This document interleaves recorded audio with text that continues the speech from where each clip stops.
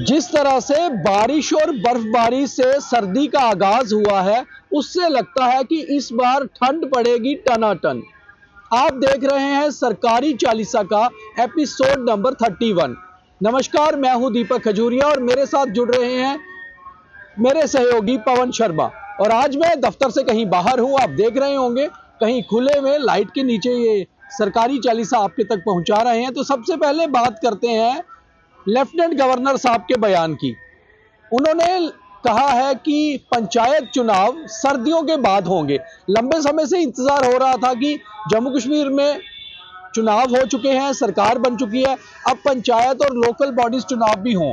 मगर जिस तरह से सर्दियां शुरू हो गई हैं तो एलजी साहब का बयान आ गया, पंचायत पोल्स आफ्टर विंटर। पवन जी कैसे देखते हैं इसे? अब तो खिंच गए लगता है अप्रैल मई तक। हाँ बिल्कुल, अब अप्रैल मई से पहले तो चुनाव होना मुश्किल है, जबकि क्यास लगाए जा रहे थे कि जनवरी या फरवरी महीने में पंचायत चुनाव हो सकते हैं और अप्रैल मई में नगर निगम या जितने भी नगर पालिकाएं हैं उनके चुनाव होंगे। लेकिन अगर एलजी साहब ने कहा है कि सर्दियों के बाद चुनाव होंगे, तो जाहिर सी बात है कि अब अप्रैल के बाद ही ये प्रोसेस शुरू होगा पंचायत चुनाव का। फिर उसके बाद नगर निगम और जो म्युनिसिपैलिटीज हैं उनके चुनाव हो सकते हैं।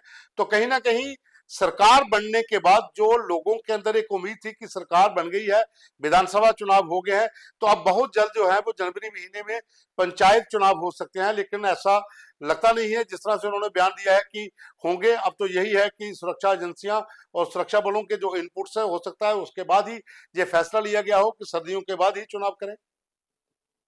वैसे पवन जी, जिस तरह से जम्मू कश्मीर की सर्दियां रहती हैं ऊपरी इलाकों में, नॉर्थ कश्मीर हो या राजौरी, पुंछ हो, डोडा हो, तो मुझे लगता भी नहीं है कि जनवरी में चुनाव होना पॉसिबल है, क्योंकि पंचायत में तो दूर दराज की पंचायतें भी शामिल होती हैं। तो शायद अब ये मार्च में नोटिफिकेशन निकले और अप्रैल या मई तक ये चुनाव जो है वो होंगे। आप सही कह रहे हैं। महबूबा मुफ्ती का एक बयान आज भी आया है। उन्होंने कहा है कि नेशनल कॉन्फ्रेंस और Congress government must clear confusion on resolution. लगातार महबूबा जो है प्रिक कर रही हैं एनसी कांग्रेस को, और आज एक दोबारा बयान दे दिया कि रेजोल्यूशन पर अपना स्टैंड क्लियर करो कि आखिर रेजोल्यूशन है क्या आपका। दीपक, इसमें दो चीजें हैं। देखो, एक तरफ जहां कांग्रेस के जो यहाँ प्रदेश अध्यक्ष हैं, जो जम्मू जेके यूटी के अध्यक्ष हैं तारिक अहमद करा, और नेशनल कॉन्फ्रेंस के जो एमपी हैं राहुला, उनके बीच जो बार शुरू हुई है 370 को लेकर, जिस तरह की बयानबाजी उनकी आई है, तो उसे लेकर बीच में महबूबा का ये बयान आना कहीं ना कहीं दोनों पार्टियों को पिच करेगा कि भाई आप डिसाइड करिए कि आखिर आपकी मंशा है क्या। क्योंकि कांग्रेस जो है वो पहले, जिस तरह से मैंने आपको पहले भी कई बार कहा कि विधानसभा चुनावों के बाद थोड़ा कोमा में थी, लेकिन तारिक अहमद करा का जो बयान आज आया है, जो उन्होंने एक स्टेटमेंट दी है, कल भी दी थी और आज भी, तो उसमें कहीं ना कहीं ये लग रहा है कि नेशनल कॉन्फ्रेंस और कांग्रेस के बीच भी इसे लेकर मतभेद है।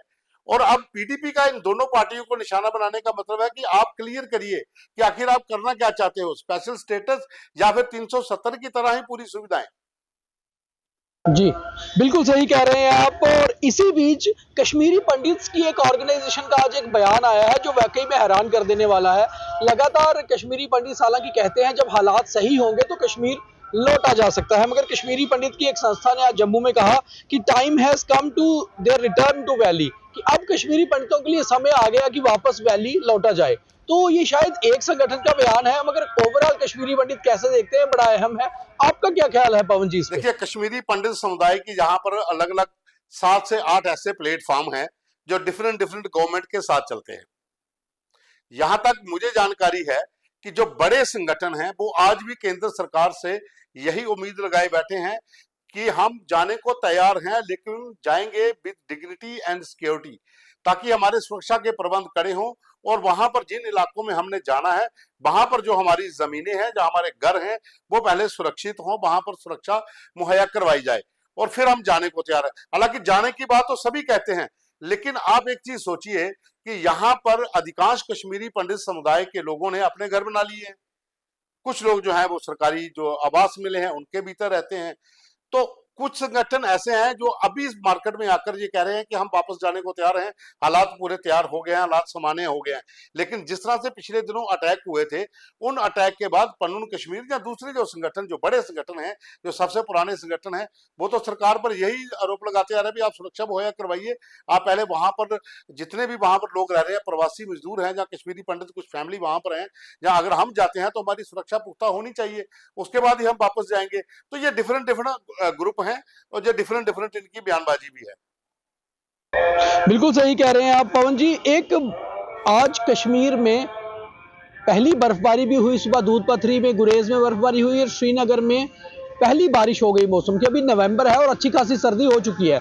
लगता है इस बार सर्दी अच्छी खासी होगी और जम्मू कश्मीर के लिए सर्दी अच्छा होना हमेशा बेहतर रहता है क्योंकि टूरिज्म बढ़ता है और विंटर टूरिज्म को राइज मिलता है।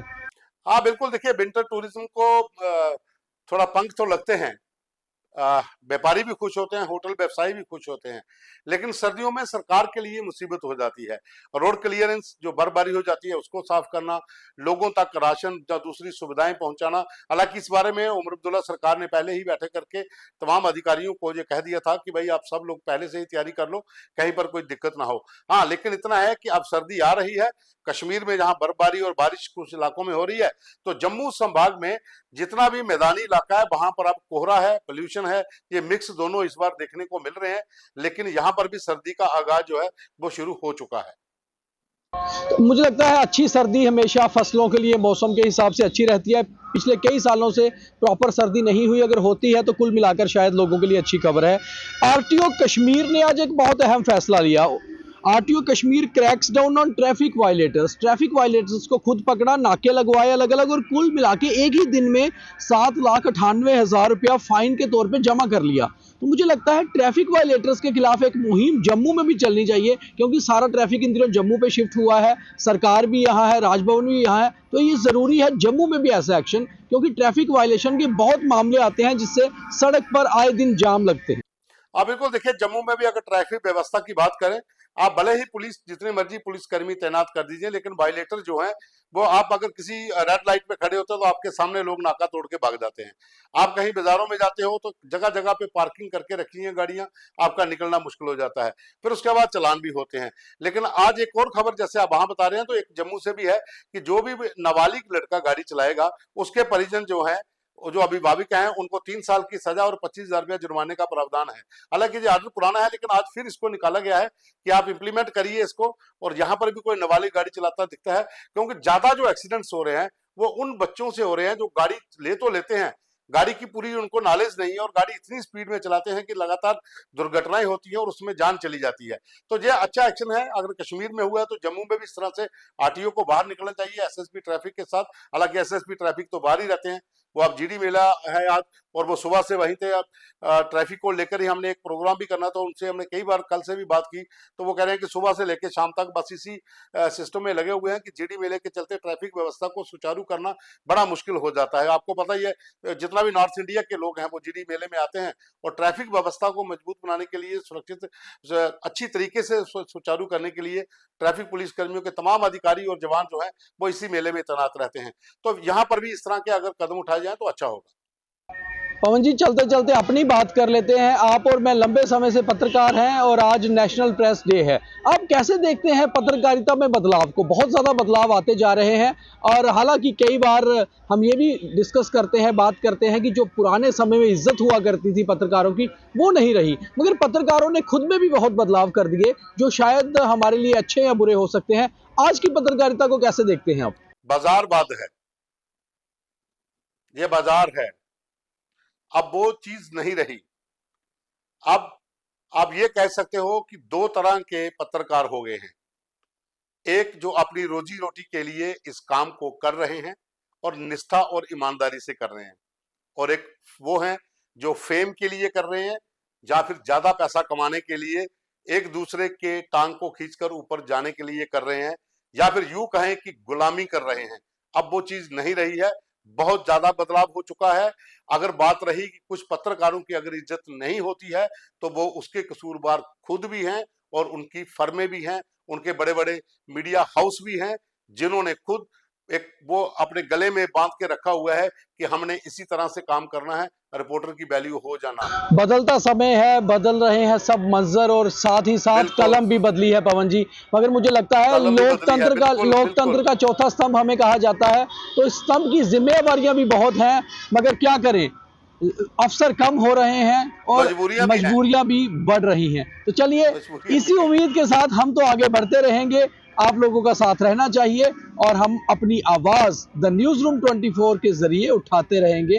आपकी आवाज बनकर। बहुत धन्यवाद। आज की सरकारी चालीसा में इतना ही, कल भी मिलेंगे, मगर लगातार हमारे प्रोग्राम्स को लाइक, फॉलो, शेयर करते रहिए। आपका जितना प्यार मिलेगा उतनी हम आवाज को बुलंद करेंगे। धन्यवाद।